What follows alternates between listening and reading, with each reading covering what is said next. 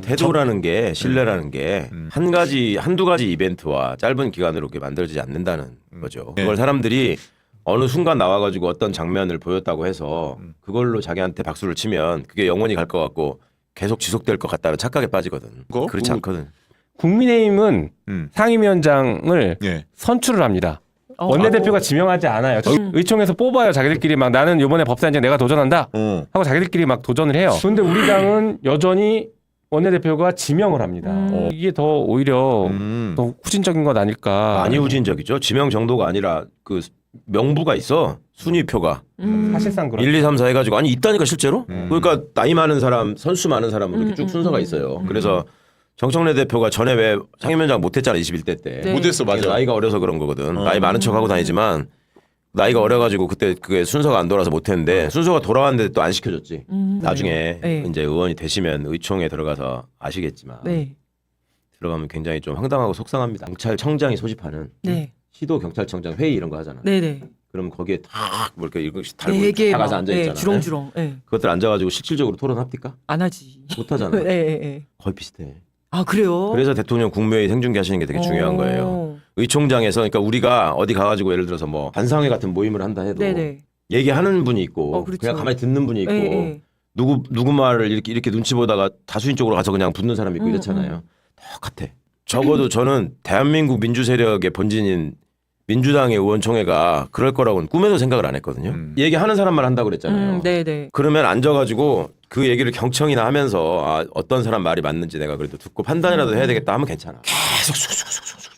그러면 아 뒤에서 김용민 의원이나 이런 사람들은 그때마다 가서 이 분위기에서 꼭 해야 될 말을 해야 되고 이게 방향을 그렇죠. 엇나가지 않게 해야 된다고 얘기를 하고 많이 손들고 나가는 편이란 말이에요. 예, 예. 그럼 손들고 나가면 에이 또 나가네. 진짜? 이런 놈들이 있다니까. 오. 진짜로 그런다니까. 우리끼리 하는데? 민주당끼리 하는데? 네. 아. 이름 적어줘. 아니 진짜 야유 보내고 거짓말 같지? 소리 이거 의총을 그래서 공개해야 치고 돼. 그런 사람이 있어요. 의총 공개해야 돼 진짜. 그러니까 아니 물론 모든 의총을 다 공개할 수는 없겠지만 이런 중요한 뭐 검찰개혁이라든지 이런 건 좀 공개를 한 번씩 하면 좋겠어요. 그거 이제 네. 생중계하고 그러면은 이제 나가서 말하는 사람이 한 3명밖에 없을까? 딱 3분 발언 한 번 하고 끝이에요. 네. 검찰 개혁이 각자, 이슈 할 때 당론을 만들 때가 이제 가장 조금 문제였는데 저는 당론 절대 반대였거든요. 당론을 하는 네네. 순간 입틀막 하려고 법사위 입틀막 하려고 지금 당론 만드는 거다. 검사들이 만든 거 가지고 와서 이거 당론에서 꼼짝 말고 그냥 통과시켜 이렇게 준 거거든요. 그러니까 자존심 상해야 되는데 우리 당이. 그래서 제가 그날은 처음에 먼저 얘기해 버리면 다른 반론들에 대해서 제가 다른 주장에 대해서 제가 재반론을 못 하니까 네. 일부러 좀 뒤에 얘기하려고 기다렸어. 그런데 아무도 처음에 손을 안 드는 거예요.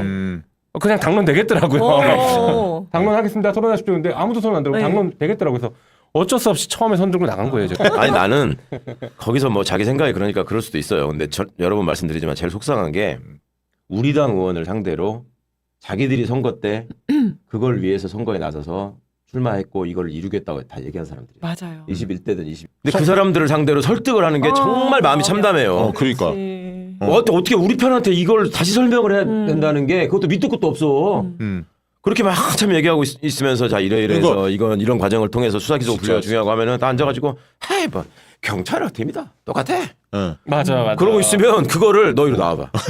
이걸 그게 아니면 방법이 없다니까. 그러다 좀 있으면 그러고 나서 이제 뒷근형으로 그 또 저기 그 텔레그램으로 조선일보 동아일보 기자들한테 생중계한다. 지금 이렇게 합리적인 의견을 제시하고 있는데 최강욱 김용민이 약을 써가지고 의총이 지체되고 있다 막 이런 식으로 해. 의총도 안 끝나고 막 그 기사가 나와. 맞아. 강경파들이 또 뭐 혼란을 일으켜 막 이런 식으로 나와.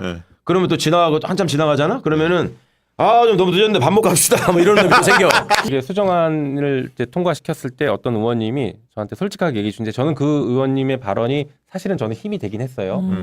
그 의원이 뭐라고 하셨냐면 고치고 나니까 뭐가 문제인지 이제 알겠다 그러더라고요. 그치. 네, 고치고 나니까 이제야. 이제 보인다. 근데 저는 그렇게라도 저한테 와서 얘기해 준 게 솔직하지 맞아. 진짜. 위로가 되더라고요. 그리고 힘이 됐어요. 그 말 자체가. 얼마나 세다녔으면 그 말이 이제 위로가 되더라고요. 근데 하여튼 그 정도로 의원님들이 이게 그 어떤 해야 된다라는 당위성은 갖고 있지만 구체적으로 디테일이 어떻다라는 것은 우리 당원님들이 더 많이 아시는 거예요. 그러니까 기사나 유튜브를 몰라요. 봐도 당원분들은 여러 가지를 보시잖아요. 네. 국제 정세가 어떻고 뭐 주식이 어떻고 정치 현실은 어떻고 이런 거 다 보실 수밖에 없거든. 예. 근데 많은 의원들이 기사를 지 이름만 검색해서 그 기사만 보기 때문에 맞아. 맞아. 그거 모른다니까 진짜로 다른 분야에 대해서 아니, 의원들의 관심사가 어디에 있는지를 말씀드리는 거예요. 사실은 당원들의 관심사와 의원들의 관심사가 일치해야지 이게 민주당이 진짜 주권 정당, 대중 정당으로 가는 거잖아요. 네. 근데 지금까지 제가 경험하기에는 너무 이게 그러니까 검찰개혁 관련해서도 우리는 그 정부 입법, 그러니까 1차 정부 입법안 나왔을 때 보자마자 너무 놀래잖아요. 어떻게 이런 날이 나왔지. 그리고 당원들도 다 그날 완전히 굉장히 분노하면서 막 댓글에 난리가 났었잖아요. 근데 모르는 국회의원들이 이게 뭐가 문제지? 깜짝 놀란 거예요. 당원들이 그러는 걸 보고. 그러니까 당원들이 뭐에 관심이 있고 어떤 생각을 하는지 지금까지 너무 관심이 없었기 때문에 맞아요. 그런 반응이 더 놀라운 거예요. 그 상황에서 당정청 협의를 한다고 할 때 이 형소법이 어떻게 개정되는 거 중요한지 그다음에 나한테 어떤 영향을 미칠지 가장 절실하고 간절한 집단이 누굴 것 같아요? 대통령일 것 같아요. 민정수석일 것 같아요. 검사들일 것 같아요. 국회의원들일 것 같아요. 당대표일 것 같아요. 난 당원들 같은데. 총리일 것 같아요. 그 펜 떼주고 해야 될 사람 중에 제일 간절한 사람이 누구지 생각해 보라고. 김용민이지. 검사지. 제일 진의 입장에서는 이걸 어떻게 비트느냐에 따라서 네. 이게 저희가 되는 건데 그치, 걔네가 제일 간절해. 목숨줄이지. 목숨 같은 거야. 그렇지. 그러면 그런 애들을 상대로 하는 사람들은 그만큼 간절하지는 않더라도 숫자라도 많아야 돼요. 그렇지. 숫자라도 많아가지고 똑같은 얘기들을 해야 돼. 결정적인 부분에 대해서 이렇지 않다라는 거를. 네. 그게 안 되는 게 속이 터진다는 거야. 그게 안 되는 게. 숫자라도 맞춰야지. 검사가 2명이면 예를 들어 그렇죠. 경찰관 2명, 네, 네. 그러니까요. 공수처 2명 이런 거라도 있어야지. 그렇게라도 안 한다니까. 아니 지금 아니 이제 그거는 총리가 결단하면 할 수 있는 거 아니야? 몇백 번을 얘기했는데 검사들 숫자가 많으면 안 된다. 형사소송법은 정부 조직이랑 직접 관련이 있는 게 아닌 이건 정말 가장 기본 중에 기본법이에요. 그렇죠. 그러니까 이것은 국회가 주도하는 게 맞아요. 입법부가 주도하는 게 맞아요. 그럼 지금 뭐 하고 있냐? 경찰이 수사를 못해서 자기들이 보안 수사로 해결한 게 이렇게 많아요를 계속 설명하고 홍보 자료 만들고 네, 책자도 만들었어요. 네, 사건을 또 막 부각시키려고 그렇지, 계속 그렇지. 하고 있거든요. 네, 네. 그런데 검사가 보안 수사로 사건을 망가뜨리고 사건 조작한 거는 차고 넘칩니다. 아니, 나는 만들 수가 이번에- 없어요. 책을 너무 많았어. 아니 이번 한국 대한민국만 전부 동그라미예요. 전부 동그라미인데 기소 독점주의가 뭐냐면 우리나라는 검사만이 기소를 할 수가 있잖아요. 그렇죠. 그런데 프랑스, 미국, 영국 같은 경우에는 사인 소추주의라고 해서 우리가 고소 고발을 하듯이 일반인들이 기소를 할 수 있어요. 검사만 할 수 있는 게 아니라 독점이 안 돼 있는 거예요, 저게. 네. 두 번째가 기소 편의주의인데 그건 뭐냐면 죄를 지었어도 기소를 해도 되고 안 해도 되는 게 우리나라. 독일 같은 경우에는 죄를 지었으면 무조건 기소를 해야 돼요. 기소 법정주의. 근데 우리나라는 죄를 지었어도 기소 유예라는 게 있잖아요. 네. 그래서 안 해도 되는 거고 공소 취소권이라는 게 있어서 우리나라는 공소 취소한다고 하잖아요. 네. 이것도 권한이에요. 뭐냐면 기소를 해도 되고 안 해도 되고 했다가 취소해도 되고 그게 우리나라예요. 그 밑으로도 전부 다 권한을 다 가지고 있는데 그렇게 우리나라에서는 여전히 검찰의 권한이 굉장히 막강하고 그러네요. 저 중에서 수사권, 보안 수사권도 그냥 똑같은 수사권입니다. 예. 수사권과 자체 수사력 저것만 빼겠다는 겁니다. 근데 저거를 안 빼려고 지금 하고 있는 거예요, 검찰에서. 여전히 저걸 우리나라에 빼도 막강하다. 막강합니다. 예, 여전히 그러네요. 권한이 막강하다. 정치 검사로서 나도 한동훈이처럼 윤석열이처럼 출세하고 싶어. 이런 생각을 가진 애들이 있어 지금도. 네네네. 다 똘마니들 있단 말이야. 있겠죠. 걔들은 무슨 생각할지 생각하고 우리가 대비를 해야 돼요. 내가 그 입장이라면 나 같으면 어떻게 하냐면 정성호 법무부 장관을 어떻게든 만나가지고 울어. 선배들의 잘못 때문에 제가 검사로서 공직자로서 정말 이런 수모를 또 국민들로부터 손가락질 받고 있는 현실이 너무 참담합니다. 예. 와이프 보기도 부끄럽고 자식 보기는 정말 창피합니다. 정말 검사님 우리 좀 장관님 이거 좀 해주세요. 그러면서 이제 제가 그냥 있으면 또 저기 공무원들이나 검사들이나 저기 해가지고 기존의 논리대로 관성대로 형소법을 가지고 또 장난칠 수 있으니까 제가 가서 이건 어떻게든지 좀 정리하고 장관님께도 보고 드리고 이걸 하겠습니다.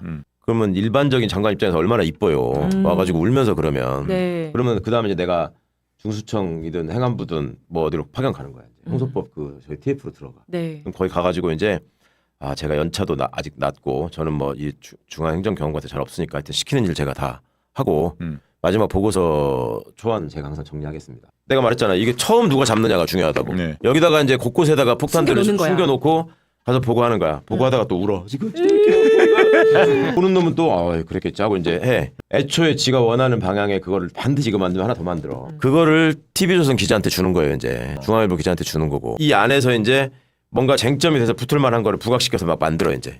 들어와 있는 다른 사람들이 거기 문제 제기를 할 거 아니야. 그러면은 이것 때문에 정리가 안 돼서 지금 다음으로 못 넘어간다면서 시간을 끄는 겁니다. 이제. 그러다 보면 정기국회 오는 거예요. 9월달 온다고. 그러면 이제 국정감사 해야 되네, 예산심의 해야 되네 하면서 10월달 그냥 넘어가는 거예요. 형사법 못 고치고. 나 같으면 너무 뻔히 보여. 그렇게 해야 돼 지금 얘네들은. 어떻게든 시간 끌면서. 맞아요. 그래서 유예 기간을 연장시키려고 할 거예요. 이 사람들이 지금 쓸 수 있는 가장 세련된 방법은 시간 끌기다. 가장 악랄하게 할 것이고 우리는 거기에 하면서 끌려갈 거예요. 지방선거에만 몰두하다 보면 이걸 놓칠 수가 있어. 맞아. 훅 지나가 버리면 그걸 노리고 네. 있는 거야. 봐봐 이제 지방선거 가지고 또 민주당 사람들 엄청 수사할 거예요 이제. 어. 선거 가지고 트집 잡아가지고. 그렇죠. 그런 걸로 막 이제 흔들어 놓고 시끄럽게 하고 의원들은 또 정신 거기 가서 빠져가지고 다 헬렐레 하고 있으면 얘들 아니 혼자만 울어도 그게 신경 쓰이는데 한 7명이 단체로 울고 다녀봐. 그대로 다 엮인다니까? 그러면 시간 가는 거예요 이제. 보세요 조중동 뭐라고 쓰겠어. 자 준비 없는 탈레반들의 준동 제대로 되는 건 아무것도 없어. 현장 혼란 가중 막 그 저 고소장 접수하러 왔다가 돌아가는 민원인 막 이러면서 이제 계속 내보낼 거야. 그렇죠. 경찰관들 우리는 할 일만 많아지고 권한은 없어. 아무것도 위에서 정해진 것은 없어. 우리는 지금 하던 대로 하고 있을 뿐이야. 그런데 일만 많아지고 있어. 그러니까 일선 경찰관들 불만 팽배 폭주 막 이런 것도 나와. 그럼 또 일각에서 이제 우리 수당 올려주라. 수사하는 거 제일 힘든데 이것도 나와. 그러면 국민 일각에서 저것들은 돈만 한다. 막 이제 이렇게 될 거라고요. 예. 그렇죠. 또 당은 민생이 중요하다고 이제 민생 입법하자고. 또 그렇지. 하고. 그러면서 이제 시간 조금 가면은 이제 이거 빨리 정리하고 이제 다음 스텝으로 가야 된다 그러면 잠깐 총선이 있으니까 그때 좀 시끄러우니까 잠깐만 이런 놈들 또 나온다고 당 안에서. 맞아요. 그래서 지금 6월 이후에 논의하고 이렇게 가져가는 것은 딱 위험하다. 검사들이 원하는 타이밍이에요, 사실은. 그러니까. 보안수사권 안 주는 거. 네. 예. 이게 제일 중요하고. 지금 검찰에 있는 수사 인력들을 공소청으로 보내지 않고 다른 수사기관으로 보내는 것. 이게 검찰 개혁의 실질적인 완성된 모습인 거죠. 공소청의 수사 인력들이 만약에 그대로 가게 되면 언제든지 수사권을 맞아. 부활시킬 수 있습니다. 네. 그러니까 검찰의 힘을 그대로 주는 거예요. 보안수사권 권한 안 주고 인력 안 주고 예산 안 주는 것이 공소청을 공소청답게 만드는 거죠. 그렇죠. 네. 없어야죠. 많이 가 있는 게 아니라 수사권이 없으니까 없어야죠. 맞아. 수사 인력이. 그게 6천 명이 넘거든요. 지금 엄청난 수예요. 세 번째는 검찰 과거사 청산을 해야 됩니다. 검찰에 의해서 조작 혹은 봐주기로 피해 입은 국민이 너무 많아요. 사실 이게 진짜 핵심인데 검찰 개혁을 그래서 우리가 하는 건데요. 네. 그런 사람들 그 수많은 피해자들의 사건들을 발굴해서 조사하고 가해자를 처벌하거나 불이익을 주고 피해자를 구제하는 이 과정들이 다 이루어져야 개혁이 완성이 됩니다. 그러니까 제도만 바꿀 게 아니라 이 왜 개혁을 시작했는지를 돌아가면서 잘못된 점들을 바로잡아주는 것. 이게 세 가지가 같이 가야 돼요. 공수처의 수사 대상 범죄를 검사, 판사 그리고 경찰의 모든 범죄로 확대시켜놓은 게 있어요. 소위 말해 법조 비리를 공수처가 직접 다 잡아라 이런 거죠. 지금은 직무상 범죄만 수사할 수 있다 보니까 예를 들어서 검사나 판사가 음주운전을 하거나 아니면 뭐 성범죄를 저지르거나 하면 수사를 못해요. 룸사롱 공수처가. 뭐 이런 거 안 되는 거죠. 예. 직위원 룸사롱 이런 거 직위원 못하는 거죠. 수사가 멈춘 게 지금 그런 이유들 때문입니다. 그래서 모든 범죄를 수사할 수 있게 하는 것으로 법사위가 법을 통과시켜 놨습니다. 현재 본회의에 있으니 이것도 빨리 좀 처리를 할 필요가 있다. 보안수사권 절대 줘서는 안 된다. 네. 두 번째는 검찰의 수사관들, 수사 인력들을 공소청에 남겨둬서는 안 된다. 중수청이나 된다. 국수본으로 보내자. 맞습니다. 네. 세 번째는 검찰 내에 과거사 과거사 청산. 청산해야 한다. 잘못된 과거사를 청산한다. 그리고 플러스 1은 공수처법을 그 확대해서 수사 대상 확대해서 법조비리 전반을 조사할 수 있도록 맞습니다. 넓혀놔야 한다. 대상을. 특활비 못 쓰게 해야 돼. 특활비. 특활비. 지금 다 그게 공소청 예산으로 그대로 좀 바뀔 거거든. 맞아요. 그 특활비 지난번에 그렇게 없애라고 하니까 또 그대로 살려놨잖아. 그거 못 쓰게 대통령이 지시라도 하셔야 돼. 너네 앞으로 특활비 진짜 용도에 맞게 쓰지 않으면 아니 이제 수사를 안 하기 때문에 쓸 데도 없어. 그러네요. 기밀 수사 이런 거 하는데 특활비 쓰는 건데. 중요하네. 아니, 그 진짜, 돈을 뺏어야 맞아. 돼요. 그게 되게 중요해. 공소권 남용에 관한 요건을 확실하게 정해서 그거를 공소 제기 과정에서 문제가 있으면 다 공소 기각시킬 수 있게 네. 이걸 정비해야 돼.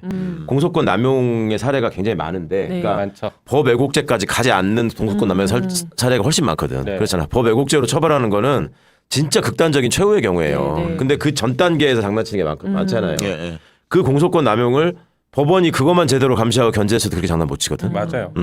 근데 공소권을 가지고 얼마든지 법원을 속일 수 있다는 자신감이 있어. 검사들은 검사들. 일단 기록 두껍게 하고 그치. 그다음에 중간중간 흘려가면서 언론에다가 저기 해가지고 방향 만들어버리고 그다음에 피고인을 나쁜 사람 만들어버리면 법원이 절대로 무죄 못한다라는 자신감이 있어. 예. 예를 들어 박상용이처럼 국정원에 증거가 있는데 다 있는데 일부만 갖고 왔다는 거잖아. 네, 그렇죠. 일부러 네. 또 뺐다는 거잖아요. 66개 중에서 딱 13개만 갖고 온 그걸 법 왜곡죄로 하기에는 그 애매하거든. 응. 공소권 남용은 딱 떨어지는 거야. 반드시 그거를 법원에서 이게 법원 판사들한테 너는 왜 멀쩡하게 수사권 가지고 장난치고 공소권 남용한 거 보이는데 왜 공소기각을 안 하냐 그러면 법에 명시적 규정이 없고 판례로만 있기 때문에 어? 그래서 못한다는 거야. 그럼 공소권 남용을 못하도록 만드는 거. 공소권 남용에 관한 별도의 조문을 만들어갖고 디테일하게 딱 박아놔야 돼요. 이런 경우에 반드시 공소권 남용으로 인정해서 기각해야 된다는 거를 외부의 시민들은 어떻게 저것들이 나쁜 짓 하는 거를 또 막아낼 것인가 이런 게 이제 정리가 돼야지만 시민들 입장에서 볼 때 안심하고 내가 어디서 이제 수사기관이라고 전화 와도 가슴 철렁하지 않고 야 그래도 가서 내가 억울하다고 얘기하면은 다 밝혀지겠지. 이런 믿음이 있어야 되거든요. 네. 그게 제대로 된 선진국입니다. 전화 받으면 불안한 거예요. 이거를 아니 대통령 된 사람도 저렇게 만들어버리는 놈들인데 나는 어떻게 할까 이런 두려움이 있는 거거든요 지금. 예. 일단 제가 법사위원장이 되면 예산이 좀 나올 수도 있을 것 같습니다. 그러면 빨리 나오는 빨리 상임위원장, 법사위원장 뭐 다운 투표로 하는 걸로 어떻게 정해봐. 그러니까 3+3이네 일단 큰 카테고리는 아까 특갈비 네. 공소권 남용까지 하면 전 법관 회의 법관- 의장이 법원 행정처 물러서라고 니네 말할 자격 없다.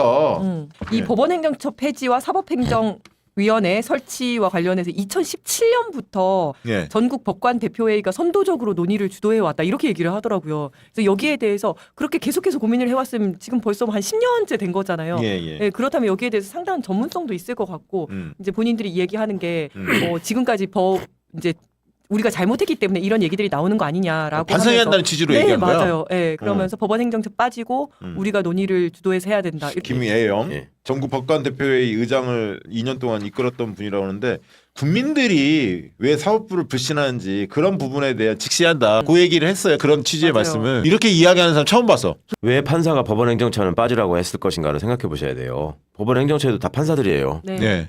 근데 왜 판사가 판사한테 빠지라고 했겠냐. 그건 대법원장 뭐 거수기로 다 돼 있는 그렇죠. 거기 때문에 그런 사법 거잖아요. 관료화의 핵심이 이제 법원 행정처고 예. 어느 조직이나 사실은 인너서클을 구성해가지고 그 조직의 꿀자를 빼먹는 사람들이 있어요. 예. 어디나 다 있다고. 네. 근데 법원은 그게 너무 고착화돼서 오래 가 있어요 지금. 그래서 이런 논의를 할 때 저 사람들한테 저기 얘기를 하라고 하는 거는 검사한테 수사에 대해서 얘기하라고 하는 거고 똑같은 꼴이 될 수밖에 없는 거예요. 제가 군사법제도 이거 없애야 된다. 장병 권익보호는 하나도 못하고 그 안에 기득권을 보호하는 방패막이로만 작동하고 있다. 이거 폐지해야 된다라고 1999년부터 목 놓아 외쳐와서 1999년부터. 근데 그게 20년이 넘어가니까 그때서 사람들이 이거는 그냥 두면 안 되겠구나라는 공감대가 좀 생기더라고요. 20년을 이걸 다 없애고 다 배제하고 얘기를 해야 된다라고 얘기하는 게 20년 되니까 조금 효과가 나와요. 그래서 그나마 2심까지 없어지고 1심 군사법원만 기본적인 형태로 남아있거든 지금. 네. 그러니까 그렇게 되니까 지난번에 박정훈 대령 사건이 있었을 때 군사법원이 영장도 기각하고 내란 사건과 관련해서도 제대로 기능을 하는 면이 보이잖아요. 네. 그러니까 이게 뭘 하나를 기득권을 뺏어가지고 뭘 없애가지고 바꾼다고 하는 게 똑같은 얘기를 20년을 해야지 되는구나라는 제 개인적인 경험이 있어요. 정말. 누구도 그게 왜 필요한지 설명해봐라. 내 의견에 반박해봐라 하면 반박을 못해. 근데 20년이 걸려. 그래도.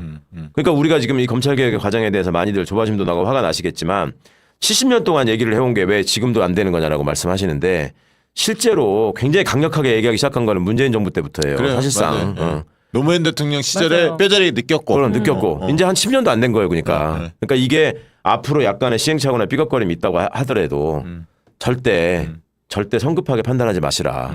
이 말씀을 꼭 드리고 싶고. 중요한 말씀. 예. 제 아이가 지금 고등학생인데 학교에서 배웠대요 사법개혁을. 와, 재판소원을 진짜요? 배웠다는 거예요. 오. 그래서 아빠가 발의한 법인지 아니? 그랬더니 그건 모르겠다고. 와. 그냥 모르겠다고만 해? 예. 에이 아빠가 장난하지 마. 이런 걸 얘기하네? 제가 법사위 간사인지는 알아요. 아빠가 집에 와서 반바지 입고 누워서 텔레비 보는 사람이지 그런 걸 한다고? 나 집에 와서 그런 얘기하면 혼나. 이거는 최강호 의원이 평소에 아이들한테 많이 듣던 얘기예요. 그럼 나는 저희 집은 조금 달라요. 나는 가서 야 이번에 저 김용민 의원은 저기 한 거 아빠랑 같이 다 얘기했던 거 예를 들어 한 거야라고 만약에 얘기했다고 쳐봐. 그러면 아빠는 좀 누가 좀 인사람만 있으면 좀 안다고 좀 하지 마. 뭐 이렇게. 아무튼 이게 지금 앞으로 굉장히 큰 변화를 이끌어낼 거예요. 네. 법원의 재판이 공정하게 하려고 노력을 더 많이 할 수밖에 그렇죠. 없는 구조들을 지금 네. 만들어놨거든요. 그럼에도 불구하고 사법개혁은 남은 과제들이 많습니다.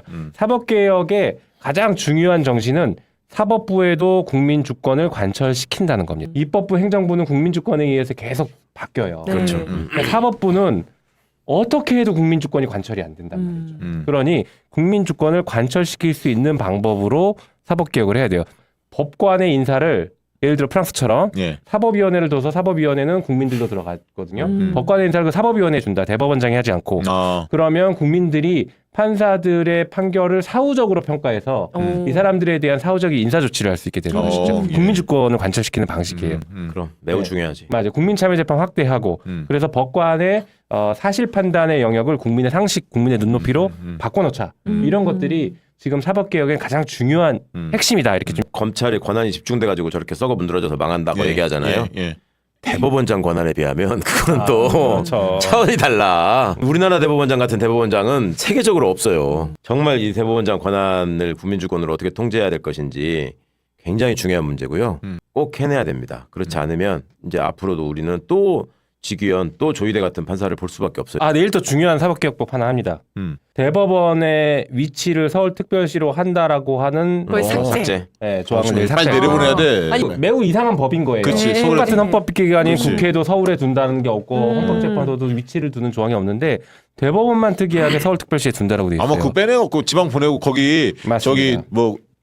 뭐지 공원 같은 거 시민공원 이런 거 만나면 서쪽 국민들 엄청 좋아할 텐데. 아니 지금 광주에서도 대법원은 광주로 와야 된다. 전주에서도 전주로 와야 된다. 하고 있습니다. 그렇지. 아니, 헌법재판소. 네, 헌법재판소는 이제 헌법재판소 광주법을 얘기하고 냈죠. 예. 그래서 제가 대법원은 남양주로 와라 했더니 대법원이 그거 대법원은 수도권에 두면 안 된다. 이런 조문을 만들어야 되겠다. 사법부의 핵심은 독립성이에요. 독립성. 그죠? 맞아요. 그거 많이 얘기하잖아요. 근데 자기들에 대한 비판을 차단하는 수단으로 독립성을 얘기하면 안 되고 실제로 법관 개개인들이 참여하는 실질적인 토론이 이루어졌는가를 얘기해야 돼. 국민들한테. 부장판사하고 배석판사가 있잖아요. 예. 재판 지금 하는 거 보면 3명이 앉아 있잖아. 예. 근데 재판하는 거 보면 직위원만 욕먹잖아요. 맞아. 옆에는 모르지. 그렇죠. 옆에 애들은 누군지도 몰라. 맞아요. 근데 법적으로는 걔네 둘이 맘먹으면 직위원이가 아무리 나쁜 짓 하고 싶어도 못해. 다수결로 정해야 되기 예, 때문에. 그렇죠. 근데 그거를 그냥 종속돼 있는 것처럼 네, 네. 만들어버렸단 말이에요. 예. 그러니까 이거를 실질적으로 지금 바꿔야 되는 문제가 있고 그래서도 법원 행정처를 소위 말하는 문민하는 게 되게 중요한 겁니다. 네. 판사 출신 변호사들도 그러니까 부장판사나 이런 거 하면 한 20년 동안 법원 생활을 하는 애들이 도저히 그게 납득이 안 간 거야.